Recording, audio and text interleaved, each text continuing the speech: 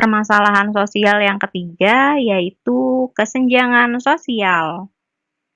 Kesenjangan sosial dapat disebut juga ketimpangan sosial, yaitu ketidaksamaan akses untuk mendapatkan atau memanfaatkan sumber daya yang tersedia. Sumber daya ini bisa berupa kebutuhan primer dan kebutuhan sekunder. Kebutuhan primer seperti pendidikan, kesehatan, perumahan, peluang berusaha, dan kerja. Kemudian, kebutuhan sekunder dapat berupa pengembangan usaha, sarana perjuangan hak asasi, sarana saluran politik, atau pemenuhan pengembangan karir. Nah, sebenarnya kesenjangan sosial atau ketimpangan sosial ini merupakan suatu kondisi yang timpang antara kondisi satu dengan kondisi lainnya. Seperti yang terlihat pada gambar, kesenjangan yang terjadi di tengah-tengah masyarakat sebenarnya disebabkan oleh adanya perbedaan yang mencolok antara satu individu dengan individu yang lain, atau antara satu kelompok masyarakat dengan kelompok masyarakat lain. Nah, perbedaan itu misalnya antara si kaya dan si miskin, atau antara si pintar dan si bodoh. Perbedaan tersebut terlihat mencolok dan menimbulkan masalah dalam penanganannya.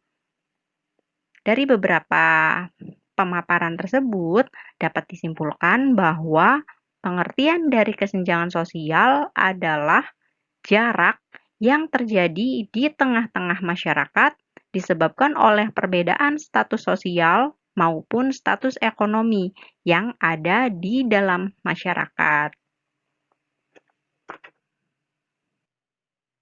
Dua bentuk kesenjangan sosial. Yang pertama, kesenjangan klasik.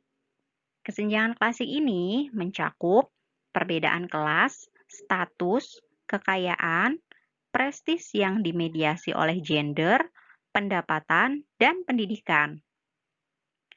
Sementara, kesenjangan baru mengikuti kesadaran yang lebih besar akan kompleksitas global yang meningkat dan adanya berbagai rentang pilihan yang lebih besar, seperti pola konsumsi, gaya hidup, dan dinamika identitas. Faktor penyebab kesenjangan sosial. Yang pertama, faktor internal. Faktor internal merupakan faktor-faktor yang berasal dari dalam diri seseorang, antara lain rendahnya kualitas sumber daya manusia karena tingkat pendidikan yang rendah, kemudian tingkat kesehatan yang rendah, dan adanya ketidakinginan untuk mengubah kemiskinan. Jadi, kalau faktor internal, faktor yang berasal dari dalam diri itu sendiri ya. Kemudian yang kedua, faktor eksternal. Nah, faktor eksternal ini merupakan faktor-faktor yang berasal dari luar kemampuan seseorang. Nah, hal ini dapat terjadi karena birokrasi atau ada peraturan-peraturan resmi atau kebijakan sehingga dapat membatasi atau memperkecil akses seseorang untuk memanfaatkan kesempatan dan peluang yang tersedia. Nah, dengan kata lain, kesenjangan sosial bukan terjadi karena seseorang malas bekerja atau tidak mempunyai kemampuan sebagai akibat keterbatasan atau rendahnya kualitas sumber daya manusia, tetapi karena ada hambatan-hambatan atau tekanan-tekanan struktural. Kesenjangan sosial ini juga merupakan salah satu penyebab munculnya kemiskinan struktural. Dampak kesenjangan sosial. Yang pertama, melemahnya wirausaha. Melemahnya wirausaha berkaitan juga dengan faktor internal dari dalam diri individu itu sendiri. Jadi, ketika seseorang tidak punya daya juang, bahkan menyerah pada nasib, ini akan mematahkan semangat seseorang, sehingga akan berdampak pada melemahnya wirausaha pada suatu masyarakat tersebut. Yang kedua, terjadinya kriminalitas. Nah, kesenjangan sosial juga akan berdampak pada tindakan kriminalitas. Hal ini dikarenakan banyak masyarakat kalangan bawah yang semakin terhimpit oleh kondisi ekonomi, sementara tidak ada peluang bagi mereka dalam akses sumber daya. Kondisi ini akan berdampak masyarakat yang menghalalkan segala cara demi memenuhi kebutuhan hidupnya. Maka terjadilah tindakan kriminalitas.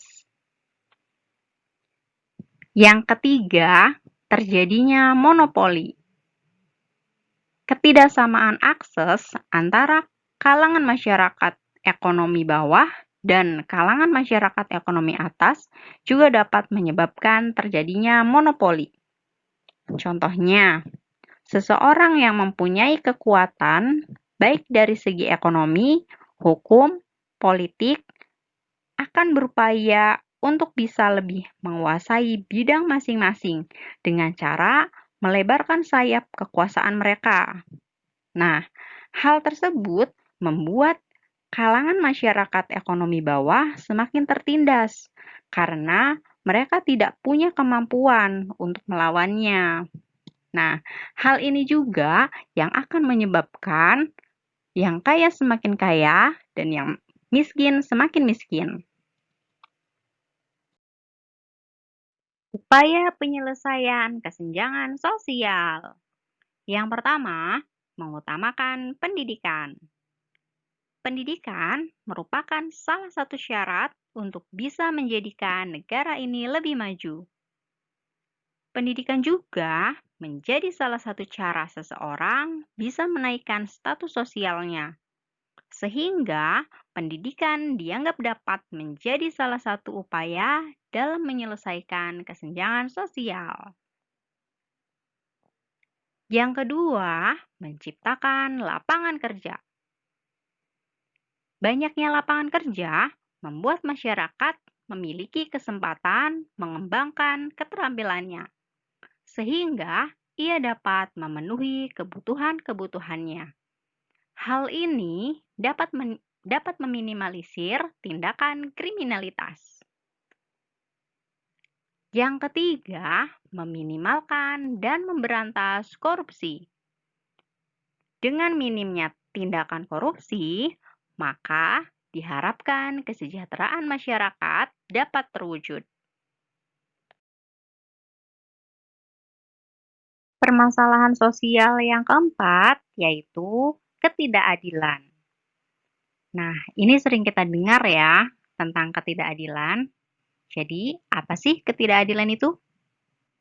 Nah, ketidakadilan pada umumnya menyangkut masalah pembagian sesuatu terhadap hak seseorang atau kelompok yang dilakukan secara tidak proporsional, artinya tidak sama.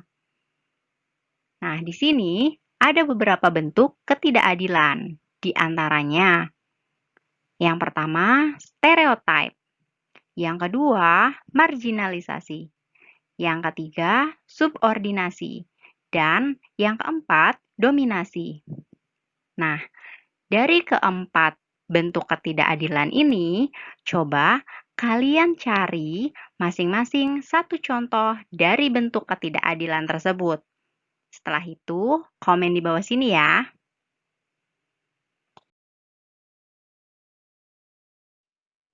Oke, sahabat sosiologi, sampai di sini dulu materinya. Semoga bermanfaat. Tunggu video selanjutnya ya tentang dampak permasalahan sosial. Jika video ini bermanfaat, jangan lupa like, komen, dan subscribe. Terima kasih.